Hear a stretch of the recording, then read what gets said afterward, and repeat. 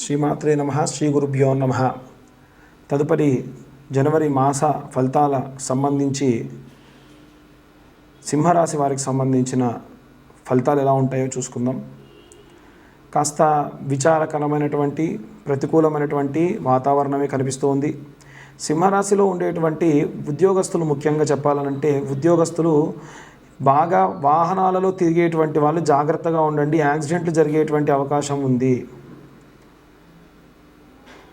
ఇంకొక విషయం చెప్పాలి అనంటే ఇంట్లో ఉన్న గృహిణులు సైతం ఏదైనా కట్ చేస్తున్నప్పుడు జాగ్రత్తగా ఉండండి. వేళ్ళు కట్ అయ్యే అవకాశం ఉంది.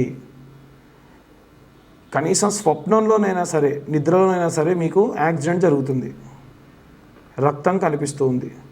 దేవుడి దయ వల్ల మన జాతకం బాగుందనుకోండి, బయట జరగాల్సింది స్వప్నంలో జరుగుతుంది. అలా కాకుండా ఏముంది, దేవుడికి పూజ చేయడం అవసరమా, మనం దేవుడిని పట్టించుకోవాల్సిన పని లేదు, మనకంతా బాగానే నడుస్తుంది అనుకుంటూ వెళ్తే నిజ జీవితంలో జరుగుతుంది. కాబట్టి స్వప్నములు వచ్చేవే కొన్ని దోషాలు పోగొట్టడానికి. దేవుడి దయ వల్ల మీరు అందరూ కూడా దేవుడికి పూజ చేసుకోవాలి, దేవుడికి నమస్కారం చేసుకోవాలి. మనందరూ చాలామంది అడిగేటువంటి విషయం ఏంటంటే అండి, నేను నెల రోజులు ఉపవాసాలు ఉన్నా, నేను దేవుడికి పూజలు చేశా, నేను దేవుడికి దండం పెట్టుకున్నా, నేను ఉపవాసాలు చేశా, కాళ్ళకు చెప్పులు వేసుకోలేదు, నాన్ వెజ్ తినడం మానేసా. చాలా పెద్ద విషయం అన్నమాట. నాన్ వెజ్ నెల రోజులు కార్తీక మాసం అంతా మానేసా, ఎందుకు నాకు ఇలా జరుగుతుంది అంటే నేను ఒకటే అడుగుతానండి. మీరు మాంసాహారం తినడం మానేసింది ఎవరి కోసం? మీకోసం. దేవుడికి ఏంటి లాభం? దేవుడికి నమస్కారం పెట్టుకుంటున్నారు దేనికి? మీకు ప్రశాంతత కలగడానికి. మేం చేసినా మనకు ప్రశాంతత కలగడం కోసమే చేసేది. మనం దేవుడికి పూజ చేస్తున్నాం అంటే మనం చూపించే కృతజ్ఞత దేవుడికి, నాకు ఇంత మంచి జీవితాన్ని ఇచ్చావు స్వామి, ఏ కన్నొంకర కాలంకర లేకుండా. కాబట్టి దేవుడి పూజకు మనం ఎప్పుడు కూడా శ్రద్ధ చెయ్యొద్దు. We have to show hour gratitude to our God. ప్రతి నిమిషం తలుచుకోండి ఇంత అద్భుతమైనటువంటి జీవితం ఇచ్చినందుకు. ఇంతకన్నా చాలా దారుణమైన పరిస్థితుల్లో చాలామంది ఉన్నారు. కాబట్టి ఎట్టి పరిస్థితుల్లో దేవుడి పూజను మానకండి. దేవుడిని పూజిస్తే చాలా చాలా చాలా ఆనందకరమైనటువంటి వాతావరణాన్ని చూస్తారు. ముఖ్యంగా విద్యార్థులు సైతం, చిన్న చిన్న పిల్లలు సైతం దైవారాధనను మానకండి. అయితే పిల్లలు కొంతమందిలో వారి జాతకరీత్యా గురువు నీచంలో ఉన్న వాళ్ళైతే తోటి పిల్లలతో కానీ ఎవరితోనో చెంపదెబ్బ తినే అవకాశం ఉంటుంది. జాగ్రత్తగా ఉండండి. గృహిణులైతేనేమో చేతులు కట్టే అవకాశం ఉంది. జాగ్రత్తగా ఉండండి. ఇంకొకటి, వాహనాల నుంచి కింద పడడం. ఎట్టి పరిస్థితుల్లో సినీ రాజకీయ రంగాల వారు కానివ్వండి, విదేశాలకు ప్రయాణం అవ్వాలనుకున్న వాళ్ళు కానివ్వండి, రక్తాన్ని చూస్తారు ఖచ్చితంగా. ఇంత చిన్నదైనా సరే, కనీసం మీకు బ్లడ్ టెస్ట్ చేసేటప్పుడు కుచ్చి తీసైనా ఇంత రక్తాన్ని మీరు చూస్తారు. అంటారు కదా, రక్తం కళ్ళ చూస్తారు అని. అలాంటి పరిస్థితి ఈ మాసంలో ఈ రాశి వారికి కలుగుతుంది ఖచ్చితంగా. కాబట్టి మనం కనుక దైవారాధన చేస్తే ఏ బ్లడ్ టెస్ట్, ఏ షుగర్ టెస్ట్ కోసమో వచ్చి ఇట్లా కుచ్చి రక్తం చూస్తారు, లేకుంటే పెద్దగా జరుగుతుంది. కాబట్టి భయపెడుతున్నారంటే భయపెట్టట్లేదండి, అందరికీ జాగ్రత్త చెబుతున్నా. ఎందుకు అంటే అసలు సింహరాశి వారు ఎంతో ఎంతో ఎంతో ప్రెషర్లో, ఎంతో వర్క్ ప్రెషర్లో, ఎన్నో రకాలైన బాధలతోని అనుకున్న పనులన్నీ పెండింగ్ పెట్టడము, చేయాలనుకున్న పనులు చేయకపోవడము, టైం కేటాయించకపోవడము, కుటుంబానికి కేటాయిస్తే ఉద్యోగానికి కేటాయించలేకపోవడము, ఉద్యోగానికి టైం కేటాయిస్తే అలా కుటుంబానికి కేటాయించలేకపోవడము, చాలా చాలా ఇబ్బందులు కలుగుతూ ఉంటాయన్నమాట. కాబట్టి ఇవన్నీ అధిగమించాలి అంటే ఇప్పుడు వచ్చేటువంటి బుధాదిత్య యోగం వల్ల కొన్ని రెమెడీస్ పాటించడం వల్ల అన్ని వర్గాల వారు ఆనందకరమైనటువంటి వాతావరణాన్ని చూస్తారు. దానికి ఎలాంటి రెమెడీస్ చేయాలో ఇప్పుడు తెలుసు. ఇప్పుడు నేను చెప్పే వీడియో 12 రాశులకి 12 రాశులకి కూడా ఎండింగ్లో వేసుకోండి. 2025 నూతన ఆంగ్ల సంవత్సరం జనవరి మాసం నందు బుధాదిత్య యోగం రానుంది. ఈ బుధాదిత్య యోగము అంటే బుధుడు సూర్యుడు కలిసి ఉండడం వల్ల మన 12 రాశులకి, ఈ ఒక్క రాశి వారికి కాకుండా 12 రాశుల వారికి కూడా చాలా చాలా అనుకూలంగా ఉండబోతుందని మనం చెప్పవచ్చు. అయితే సాధారణంగా తెలిసినంత వరకు ప్రతి ఒక్క జ్యోతిష్యులు చెప్పేది ఏమిటంటే ఒక 4 రాశుల వారికే బాగుంది, సింహరాశికి, అలాగే కన్యారాశికి, తులారాశి వారికి, వృశ్చిక రాశి వారికి బాగుంది, ఇతరత్ర ఇంకెవరికి కూడా అంత యోగదాయకం కాదు అంటూ ఉన్నారు. కానీ అలా కాదు.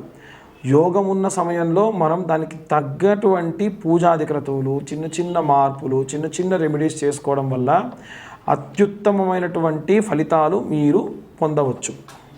అయితే ఏమేం చేయాలి, ఎలాంటి ప్రతిఫలాలు పొందొచ్చు అంటే విద్యార్థులు కానీ, గృహిణులు కానీ, వ్యాపారస్తులు కానీ, ఉద్యోగస్తులు కానీ, ఏదైనా సరే కార్మిక రంగంలో ఉన్నటువంటి వారు కానీ, లేదా ఎవరైనా సరే సినీ రాజకీయ రంగాల్లో ఉన్నవారు కానీ, విదేశాలకు ప్రయాణం అవ్వాలనుకుంటున్న వాళ్ళు, విదేశాల్లో ఉద్యోగం చేయాలనుకుంటున్న వాళ్ళు, విదేశాల్లో చదువుకోవాలనుకునేటువంటి వాళ్ళు, కోర్టు కేసులతో ఇబ్బంది పడుతున్న వాళ్ళు, ఎవరైనా సరే ఈ బుధాదిత్య యోగాన్ని సఫలీకృతం చేసుకోవచ్చు. ఎలా చేసుకోవాలండి అంటే, చాలా చాలా చాలా ఉత్తమమైనటువంటి మార్గం ఏమిటి అంటే ఆరాధన పూర్వకంగా చేసేటువంటి మార్గము.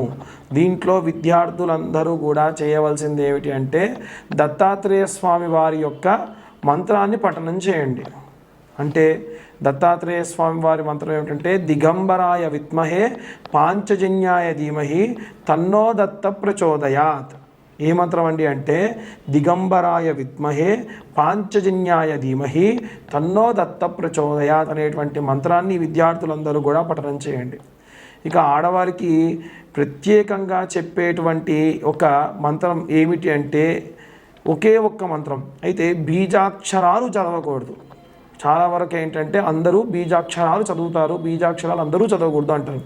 ఒకే ఒక్క బీజాక్షరాన్ని పఠనం చేయడం దోషం కాదు, మల్టిపుల్గా చదువుతారు కొంతమంది. ఉదాహరణకు క్లాం, ఓం, క్రాం, క్రీం, క్రౌం, సహ, క్లీం, హ్రీం, శ్రీం, ఇలా 3-4 అక్షరాలు బీజాక్షరాలు కలిపి చదవడం అనేటువంటి కొంతమందే చేయాలి. కొన్ని నియమనిష్టలు ఉన్నాయి.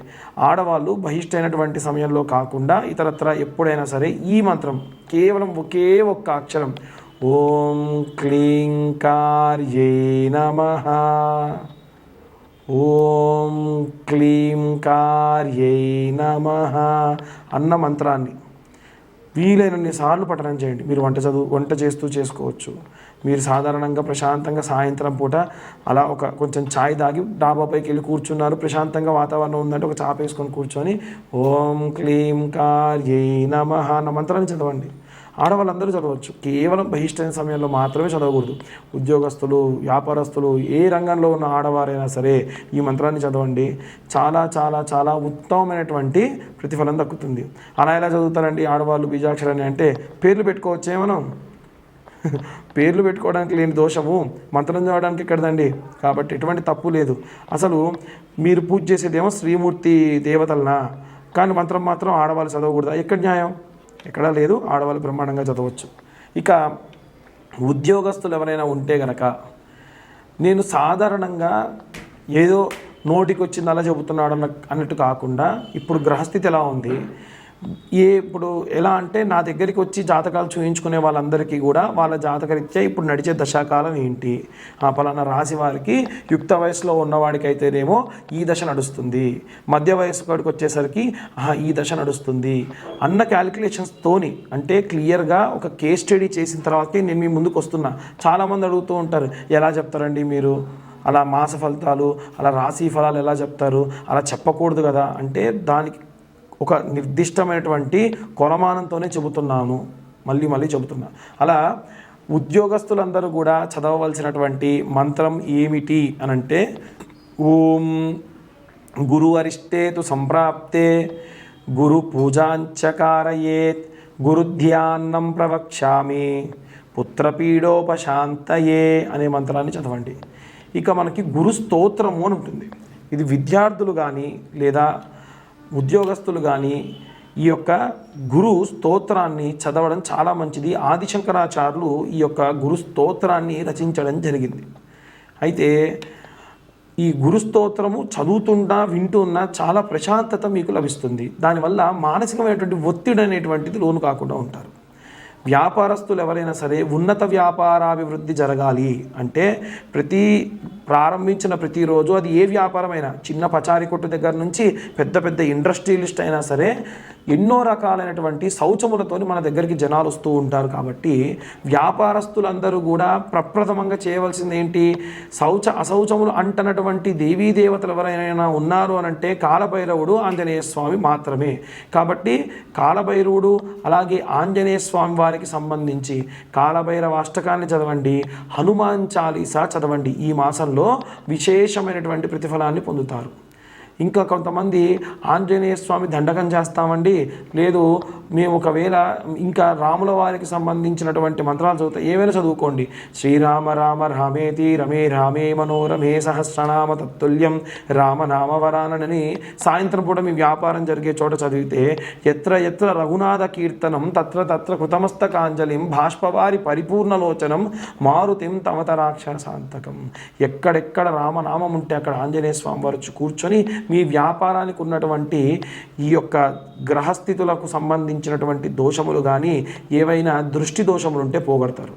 ఇక ప్రత్యేకంగా రాజకీయ సినీ రంగాల వారు బాగా ఆలోచించండి. సినీ రంగాల వారు కానీ, మీడియా వాళ్ళు కానీ, రాజకీయ సినీ రంగాల వారు కానీ ఎన్నో చోట్లకు వెళ్ళాలి. ఒక చోట షూటింగ్ ఉందంటే వెళ్ళాలి. వారికి కానటువంటి పనికి సంబంధించి వారికి కానటువంటి క్యారెక్టర్ని వేసుకోవాలి. రాజకీయాల్లో ఉన్నవారు కూడా అంతే కదూ, వారికి రిలేషన్ ఉందా లేదా అని తేడా లేకుండా ప్రజలందరి దగ్గరికి కూడా వెళ్ళి వారి యొక్క బాగోగులు కనుక్కోవాలి. పూర్వం రాజులు కూడా ఈ రకమైనటువంటివే చేసేవాళ్ళు. ఏమిటంటే దుర్గా కవచము అని ఉంటుందండి. ఈ దుర్గా కవచాన్ని రోజు మీరు మంత్రంగా పెట్టుకొని వినడము అలాగే చదవడం చేయండి. ఈ దుర్గా కవచం ఎలా ఉంటుంది, ఎలా ప్రారంభమవుతుంది అంటే, శృణోదేవి ప్రవక్ష్యామి కవచం సర్వసిద్ధిదం పఠిత్వా పాఠయిత్వా చ నరోముశ్చేత సంకటాత్ అనేటువంటి ప్రారంభమయ్యే శ్లోకంతో ఉంటుంది. ఈ కవచాన్ని చదివి రోజు కూడా మీరు బయటికి వెళ్ళేప్పుడు ఒక రుద్రాక్షకు సంబంధించినటువంటి ఇలా ఏదైనా బ్యాండ్ కానీ, లేకుంటే ఏదో ఒక కంకణం, ఒక దారంతో ఉన్న కంకణాన్ని కట్టుకోండి. బయటికి వెళ్ళేటప్పుడు ఈ కవచం చదువుకొని దాన్ని కట్టుకొని తర్వాతకు మళ్ళీ అలాగే వచ్చేసి అది విప్పేసి అక్కడ పెట్టండి. ఇది సినీ రాజకీయ రంగాల వారే కాకుండా ఏదైనా ఉద్యోగస్తులు, ఏదైనా బయట విదేశాలకు వెళ్ళాలనుకునేటువంటి ఉద్యోగస్తులు, లేదా ఏదైనా కోర్టుకు సంబంధించి పనులు ఉన్నటువంటి వాళ్ళు, విదేశాల్లోకి వెళ్ళేటువంటి విద్యార్థులు ఎవరైనా సరే ఈ యొక్క మంత్రాన్ని చదివి ఆ కవచాన్ని చేతికి కట్టుకొని వెళ్ళండి. మంచి మంచి శుభ ఫలితాలు పొందవచ్చు. ఇక ఇవన్నీ కూడా ద్వాదశ రాశుల వారందరూ కూడా పాటించవచ్చు. జాతకం గురించి మాకు ఫోన్ చేసే వాళ్ళు ఉచితంగా చెప్పమని కానీ, లేకుంటే వారు ఇచ్చేటువంటి డేట్ ఆఫ్ బర్త్ టైం లేకుండా చెప్పమంటున్నారు. డేట్ ఆఫ్ బర్త్ టైము లేకుండా, ఒక కొలమానం అనేది లేకుండా చెప్పడం కష్టం. కాబట్టి దయచేసి అందరికీ కూడా విజ్ఞప్తి, మీరు పుట్టినటువంటి తేదీ, సమయము, పుట్టినటువంటి ప్రదేశము, జాతకం గురించి అడిగేటువంటి వాళ్ళు మీ యొక్క పుట్టినటువంటి తేదీ, పుట్టినటువంటి సమయము, పుట్టినటువంటి ప్రదేశాన్ని పంపించండి. ఇది రాయడానికి గాను మాకు పట్టే సమయం 3 గంటలు పడుతుంది. కాబట్టి 1521 రూపాయలు తీసుకోవడం జరుగుతుంది. దాని ప్రకారంగా మళ్ళీ మీతో నేను గంట పాటు మాట్లాడడం కూడా జరుగుతుంది. అందరికీ కూడా ఆంగ్ల నూతన సంవత్సర శుభాకాంక్షలు.